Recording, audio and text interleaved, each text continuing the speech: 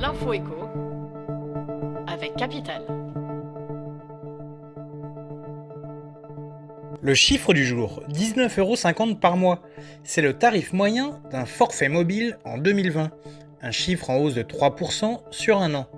Le comparateur Ariaz a examiné les offres des opérateurs télécoms en matière de forfait fibre et de mobile.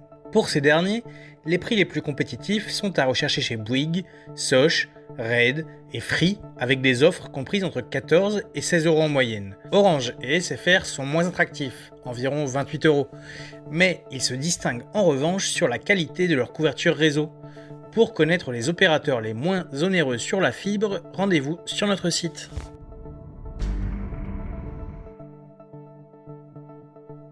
L'info pratique du jour.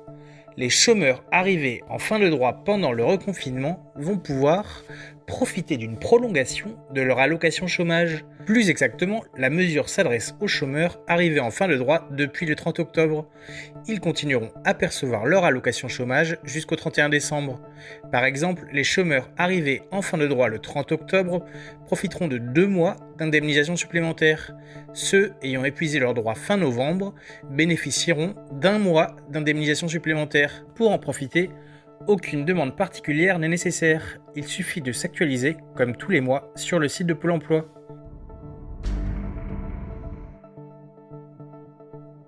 Le coup de gueule du jour est poussé par Emmanuel Wargon, ministre délégué chargé du logement contre le manque de logements sociaux en France.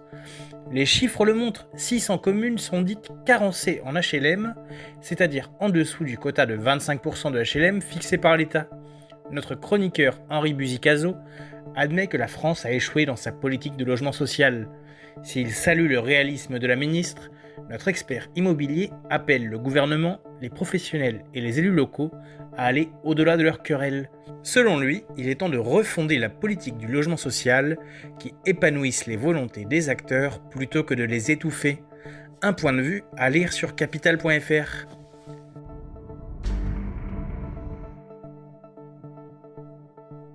On termine par le jackpot des revendeurs de consoles.